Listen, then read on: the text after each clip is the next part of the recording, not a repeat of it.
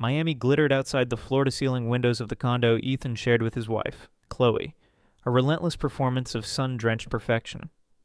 Inside, however, a different, more curated kind of perfection had taken root, and it was starting to feel suffocating. Ethan, a data analyst who spent his days finding patterns and verifiable truths within sprawling datasets for a market research firm, felt increasingly alienated by the new dialect entering his home, a vocabulary of high vibrations, manifesting abundance, and synergistic alignment, all courtesy of Rex Victory. Rex Victory wasn't a person Ethan knew, not really. He was an entity.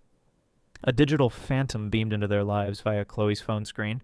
He was impossibly tanned, teeth blindingly white, muscles sculpted to an almost inhuman degree, usually posing on a yacht or a mountaintop, dispensing life advice with the unwavering confidence of a man who had apparently never encountered a spreadsheet or a traffic jam.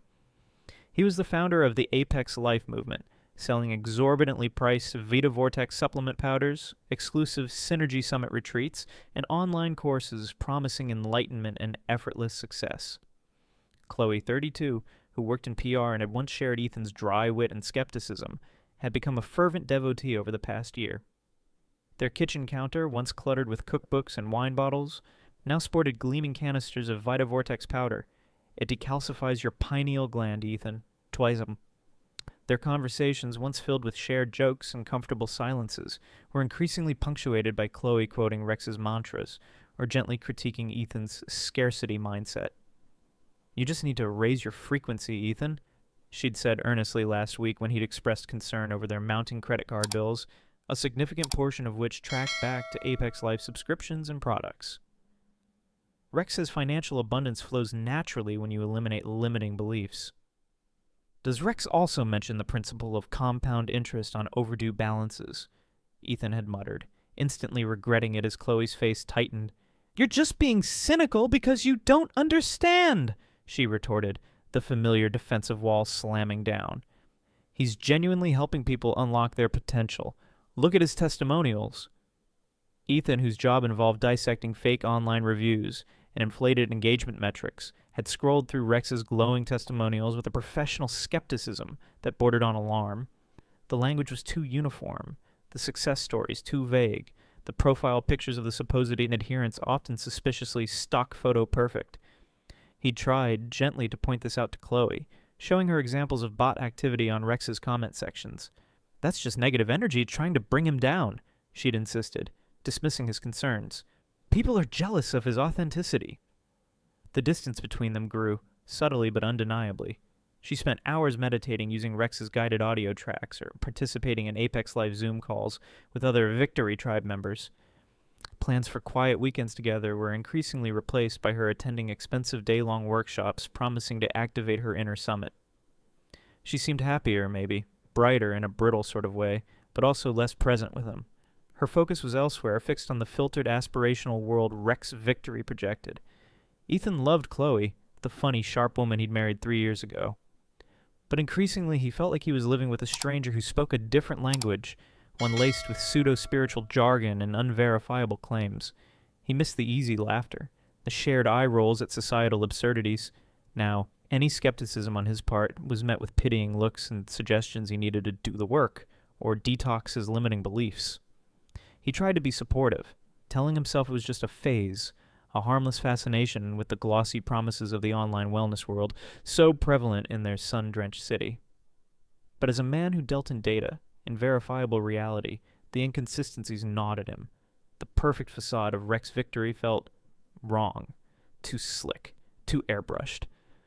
And the way Chloe looked at Rex during his live streams, her eyes shining with an adoration once reserved for him, sparked a different kind of unease. A cold knot of dread tightening deep in his gut, whispering that the carefully filtered reality Chloe was chasing might be hiding an uglier, more personal truth. The gnawing unease about Rex Victory and Chloe's devotion to him solidified into cold dread one Tuesday evening. Chloe was supposedly on a late Victory Tribe leadership Zoom call in the spare bedroom she'd converted into her meditation space. Ethan was tidying the living room when her laptop, left open on the coffee table, pinged with a new message notification. Usually he wouldn't dream of looking, and respecting her privacy implicitly. But the sender's name, Rexvo, Apex Life, coupled with this preview snippet visible on the locked screen. Your energy tonight was incredible, Goddess. Still vibrating from our alignment session. Sent a jolt of pure adrenaline through him. His heart hammered against his ribs. Alignment session? Goddess? This wasn't the language of a typical coaching call. His hand trembled as he reached for the mouse, clicking the notification awake before the screen timed out. He didn't need a password. Chloe rarely locked her laptop when working from home. The message thread that opened and the carefully filtered reality of his marriage dissolved into harsh, undeniable pixels. It wasn't just one message. It was months of them. Messages filled with their ridiculous spiritual jargon twisted into intimate code. Sacred connection, honoring our divine union, manifesting this physical frequency. Mixed between the cringeworthy attempts at enlightened seduction were blunt, logistical texts confirming hotel rendezvous disguised as segments of Rex's awakening tour, details of expensive gifts Rex had supposedly manifested for her, which Ethan now realized coincided with large, unexplained withdrawals from their joint account, and explicit photos that made Ethan feel physically ill. Selfies of Chloe, glowing and carefree, wrapped in hotel robes with Rex's arms slung possessively around her. A picture of them sharing champagne on a balcony overlooking a beach he didn't recognize, captioned, "Aligning our chakras under the moon." He scrolled numbly, each message, each photo a fresh stab of betrayal. The hypocrisy was staggering, the guru preaching authenticity and high vibrations while engaging in a sleazy, clandestine affair. The wife seeking enlightenment while weaving a complex web of lies. The expensive supplements weren't just decalcifying her pineal gland, they were funding her infidelity. The workshops weren't just activating her inner summit, they were convenient cover stories. The initial shock gave way to a cold, simmering rage unlike anything Ethan had ever felt. But alongside the personal devastation, the data analyst in him kicked into high gear, fueled by a sudden, urgent need to dismantle not just the affair, but the entire fraudulent foundation it was built upon. If Rex Victory was this deceitful in his personal life, how authentic could his Apex Life empire possibly be? That night, while Chloe slept peacefully beside him, or perhaps feigned sleep, he couldn't tell anymore, Ethan sat at his own computer, the glow of the monitor reflecting in his glasses. He wasn't searching for relationship advice. He was running analytics. He pulled up Rex Victory's social media metrics, his company's registration details, online store data, anything publicly accessible. His professional skepticism, now sharpened by personal betrayal, went to work. The patterns emerged quickly, glaringly obvious to his trained eye. Follower counts on Instagram and TikTok showed sudden, inorganic spikes inconsistent with organic growth, clear signs of purchase bots. Engagement rates on posts, while seemingly high, revealed clusters of identical generic comments originating from suspicious accounts, likely engagement pods designed to artificially inflate perceived popularity. He used tools to analyze website traffic to the Apex Life store, finding referral sources inconsistent with claimed marketing reach. He ordered a canister of the flagship VitaVortex powder under a fake name, sending it off to an independent lab testing service he sometimes used for market research clients. He started cross-referencing the glowing testimonials on Rex's site, using reverse image searches and background checks. Several satisfied clients appeared to use stock photos or had no other verifiable online presence. He dug into Rex's claimed credentials, the PhD in energetic alignment from a non-existent university, the certification from a self-proclaimed institute run out of a mailbox rental store. He meticulously documented everything, screenshots, spreadsheets comparing claimed metrics versus analyzed data, links to dubious sources, lab report requests. The hours passed, fueled by black coffee and cold fury. The grief was still there, a heavy weight in his chest, but channeling it into this methodical deconstruction felt strangely empowering. He was taking back control, not by screaming or crying, but by doing what he did best, finding the truth hidden within the data. By sunrise, Ethan had two undeniable truths laid bare. His wife was cheating on him with a charismatic fraud, and that fraud's entire empire, built on lies and preying on people's insecurities, people like Chloe, was vulnerable, its foundations riddled with verifiable deceit. He hadn't decided exactly how he would use this information yet, but he knew one thing for sure. Rex Victory's high vibration ride was about to hit some serious turbulence. The damning evidence burned on Ethan's encrypted hard drive, a grotesque mosaic of intimate messages disguised in wellness babble, incriminating photos from secret rendezvous, and the cold, hard data exposing Rex Victory's online empire as a sham. Sleep offered no escape. His mind raced, replaying Chloe's easy lows, Rex's smarmy pronouncements, the sickening realization of how thoroughly he'd been duped. The personal betrayal was a raw wound, but the data analyst in him found a perverse focus in dissecting the fraud. It wasn't just about his broken heart anymore, it was about the systematic deception Rex peddled, preying on vulnerable people like Chloe. He resolved to act on both fronts, sever the personal tie cleanly, and dismantle the fraudulent structure propping up the man who had wrecked his marriage. He chose Saturday morning, the time they once reserved for slow coffees and quiet connection, on their sun-drenched Miami condo balcony. He waited until Chloe settled into a lounge chair, scrolling through her phone, likely absorbing more of Rex's wisdom. "Chloe," Ethan began, his voice remarkably steady given the storm inside him. He placed his tablet on the small table between them, screen displaying the damning message thread. "I believe we need to discuss the true nature of your alignment sessions with Rex." Chloe looked up, saw the screen, and her breezy facade shattered instantly. Color drained from her face, replaced by wide-eyed panic. "Ethan, where did you invaded my privacy." "Did I?"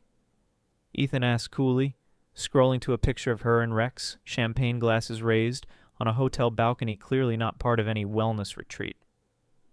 "Or did your messages simply reveal the privacy you were invading in our marriage? This sacred union you two were honoring?" He let the wellness terms drip with sarcasm. She flinched.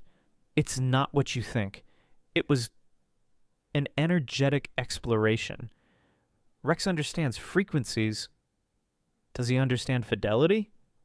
Ethan cut her off, the calmness fraying slightly.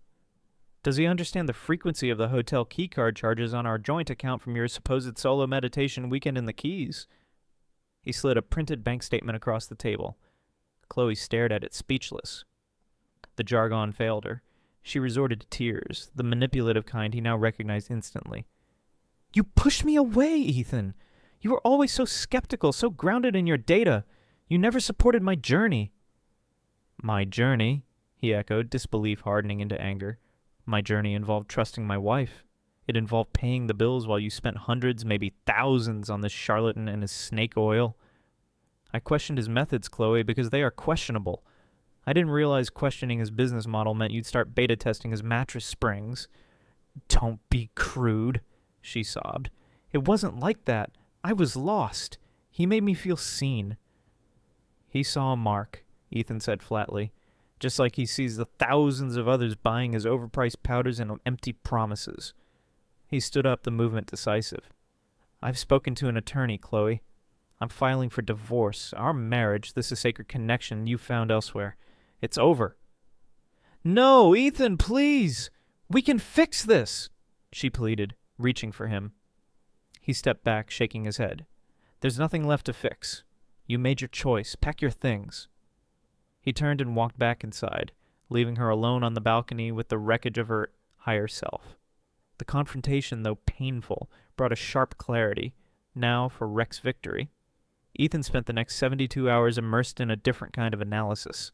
He worked with the meticulous focus he usually reserved for complex data sets, channeling his grief and rage into building an airtight case. He charted Rex's social media growth, using analytical tools to pinpoint the exact dates and massive influxes of fake followers occurred, correlating them with known bot farm activity patterns. He cross-referenced glowing 5-star reviews for Vita Vortex powder across multiple platforms, identifying duplicate phrasing and accounts with no other activity, classic signs of purchase reviews. The independent lab report came back, confirming his suspicions. The expensive superfood powder was little more than standard pea protein, bulk caffeine, and artificial sweeteners, with none of the exotic, unpronounceable ingredients listed prominently on the label. He used plagiarism detection software on Rex's $500 online course, Manifesting Apex Abundance, and found over 60% of the material lifted directly from decades-old self-help books and legitimate psychology research papers, presented without attribution. He documented Rex's claimed PhD from the American Institute of Holistic Frequencies, an unaccredited online entity traced back to a shell corporation registered in Panama. He took screenshots of dozens of Instagram posts promoting supplements and retreats without clear ad disclosures, blatant FTC violations. He compiled everything into a single devastating dossier, complete with charts, lab reports, source links, and annotated evidence. He titled it simply, Project Apex, an analysis of Rex Victory's marketing claims and business practices. It was factual, objective, and utterly damning. This wasn't just about a cheating guru, it was about consumer fraud on a significant scale. With the dossier complete, he planned the leak with the precision of a logistics expert. He needed credible outlets that would take the findings seriously and reach the right audiences, both disillusioned followers and regulatory bodies. Using encrypted email from a newly created anonymous account, accessed via VPN and public Wi-Fi, he sent tailored packages. The full dossier went to Sarah Jennings, an investigative reporter at the Miami Herald known for her tenacious exposés on local scams and business fraud. He included a brief, anonymous note highlighting the potential public health risks of the mislabeled supplements.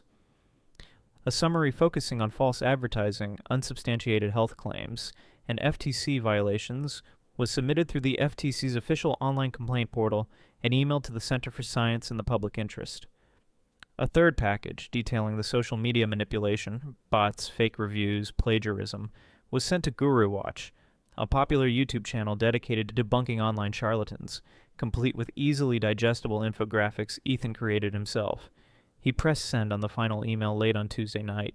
He wiped the burner laptop clean. There was no turning back.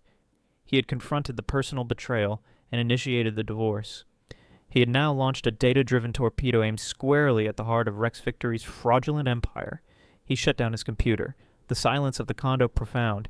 He didn't know exactly when or how the storm would break, but he knew the tremors were coming. He had exposed the aura, now he just had to wait for it to collapse. It took less than a week for the first tremors to hit. The Guru Watch YouTube channel released a scathing, meticulously researched video titled The Apex Illusion, Debunking Rex Victory, citing anonymous sources and presenting damning evidence of fake followers, plagiarized content, and questionable product claims. The video exploded within the online wellness and anti-scam communities, racking up hundreds of thousands of views overnight. Hashtags like number REXVICT, XP, SED, and number voice NID, AVORADXCAM started trending. Then, 3 days later, Sarah Jennings' front-page investigative piece landed in the Miami Herald, complete with leaked lab results for the Ida Vortex powder, confirmation of Rex's non-existent PAG, and details about the FTC complaints regarding undisclosed sponsorships. The story was picked up by national news outlets. Rex Victory, the charismatic guru, was suddenly Rex Victory, the alleged fraud. The downfall was swift and brutal. Sponsors dropped him en masse. Fitness expos canceled his speaking engagements. Online payment processors froze his merchant accounts pending investigation. Social media platforms were flooded with comments from angry former customers demanding refunds and sharing their own negative experiences. Rex attempted a tearful Instagram live apology, blaming negative energy and jealous competitors, but his usual charm fell flat against the mountain of evidence. The performance was over. The audience was booing. His Apex Life empire, built on shimmering filters and empty promises, crumbled into digital dust. Chloe was inevitably swept up in the debris. Her own social media, once filled with glowing endorsements of Rex and Apex Life, became a target for ridicule and angry comments. Friends distanced themselves. The PR firm where she worked, sensitive to public image, put her on administrative leave pending an internal review due to her public association with the now toxic Rex Victory brand. The affair, while not explicitly named in the articles about Rex's business fraud, was implicitly exposed by the sheer venom directed at anyone closely associated with him. A week into the media storm, Ethan received a text from an unknown number. He instantly recognized the rambling, self-pitying tone. It was Chloe. Ethan, I saw the news. I had no idea he was like that. He manipulated me, used my energy. I feel so stupid. I'm so sorry for everything. Can we please just talk? Ethan read the message, then deleted it without replying. There was a time her words might have sparked anger, pity, or even a misguided desire to help. Now he felt nothing. A vast, quiet indifference. His goal hadn't been to destroy her, but to expose the fraud she had willingly participated in. Her fate, entangled with Rex's, was a consequence of her own choices. He focused instead on finalizing the divorce, which proceeded quickly given the circumstances. He immersed himself in his data analysis work, finding solace in the clean logic of numbers and verifiable facts. He started going to the gym again, not one of the trendy spots Rex frequented, but a simple no-frills place downtown. He reconnected with old friends, had beers, talked about anything but Chloe or Rex. He observed the ongoing media fallout surrounding Rex's victory with the detached interest of a case study. He saw the articles detailing potential class action lawsuits, the FTC's official investigation announcement. He felt a grim satisfaction, not born of revenge, but of knowing that the data, the truth he had meticulously compiled and released, had effectively deplatformed someone peddling harmful nonsense. It was a quiet affirmation of his own values, valuing substance over hype, reality over filters. His own life began to feel lighter, cleaner. The condo, once filled with the cloying scent of Chloe's manifesting candles, now felt like his own space again. He didn't need grand gestures or dramatic confrontations for closure. Closure came in the quiet act of deleting a text message, in the focus on his work, in the reclaiming of his own mental and emotional space. He had detoxed his life, not with overpriced powders or empty mantra, but with data, boundaries, and a quiet return to his own authentic self. The Miami sun still glittered, but now it felt less like a performance and more like simple daylight.